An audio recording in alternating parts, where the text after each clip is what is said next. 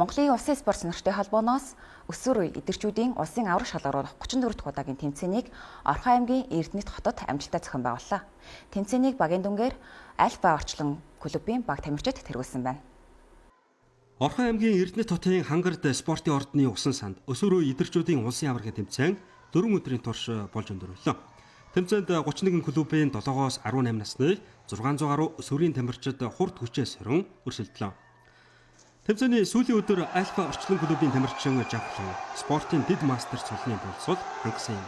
Тэрээр Монголын усан спортын шинжилсэн цагийн үзүүлэлтээр сүүлийн 1 жил хагасын хугацаанд спортын дэд мастер цол хүртсэн анхны тамирчин боллоо. 15 настай Жавхлан мэлхий сэлэлтийн 50 метрийн зан уралдаанд 2800-ны 89 секундын амжилт үзүүлжээ. Энийг бас аягүй удаан хүлээсэн. Тэгээд яг шинжлэгдсэн цаг гарснаас хойш анхны дэд мастер болно гэж өөртөө яг жилийн өмнө зорилго тавьж ирсэн. Тэгээд тэр зорилготой ямарч байсан хэллээ. Тэмцээний 15-аас 16 насны ангилалд We Aquatics клубын тамирчин Эхмэнд 7 алт 2 мөнгөн медаль хүртлээ. Сүүлийн 8 жил усан спортоор хичээлж байгаа тэрээр энэ тэмцээнийг онцлох тамирчин байлаа. Эхмэнд 8 настайгаас хойш гэр бүлийн хамтаар Лаос улсад амьдарч байна. Мөн тэрээр бэлтгэл сургуультаа Таиланд улсын Пхукет хотод хийдэг юм. Би 8 нас хүртэл Монгол улсад амьдарсан. Дараа нь аавынхаа ажлын улмаас гадны улс руу явсан юм. 2023 онд We Aquatics клубын дасгалжуулагч надад хүсэл тавьснаар энэ клубт нэгдэж хамт бэлтгэл хийж илүү сайжирсан. We Aquatics клуб яг л миний гэр бүл шиг байдаг. Миний дараагийн зорилго гэвэл залуучуудын дэлхийн аврагт оролцоно. Дараа нь дэлхийн аврагт оруулах тэмцээнд оролцох эрхээ авахыг зорино. Бас ирээдүйд Олимпийн наадамд оролцсон гэдэгт найдаж байна. Улсын аврагын тэмцээний 13-аас 14 насны ангилалд Говьдүү хилэм клубын тамирчин Маргад 7 алт 6 мөнгө 1 хүрэл медаль хүртлээ. Тэрээр нэг клубын найзтайгаа ихэнх төрлүүдэд гол өрсөлдөөнийг үзүүлсэн юм.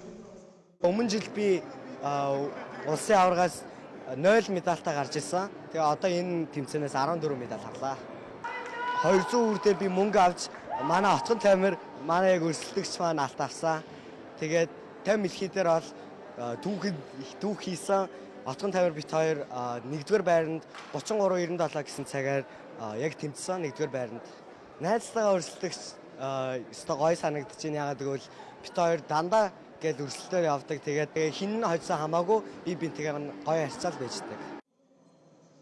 4 өдөр үргэлжилсэн тэмцээнийг багийн дүнгээр олон улсын хэмжээний мастер Зандан бол асгалжуулагчтай Альфа орчлон клубын тамирчид тэргүүллээ. Тэд 29 алтан медаль, 37 мөнгө, 27 хүрэл медаль хүртсэн байна.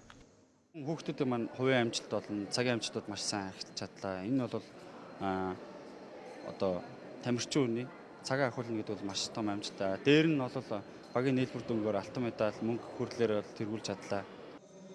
Багийн дүнгээр 2 дугаар байрт олон улсын хэмжээний мастер Батуулд дасгалжуулагчтай Сэлэм Загас клубын тамирчид 28 алт 19 мөнгө, 12 хүрэл медаль хүртсэн амжилттайгаар орлоо.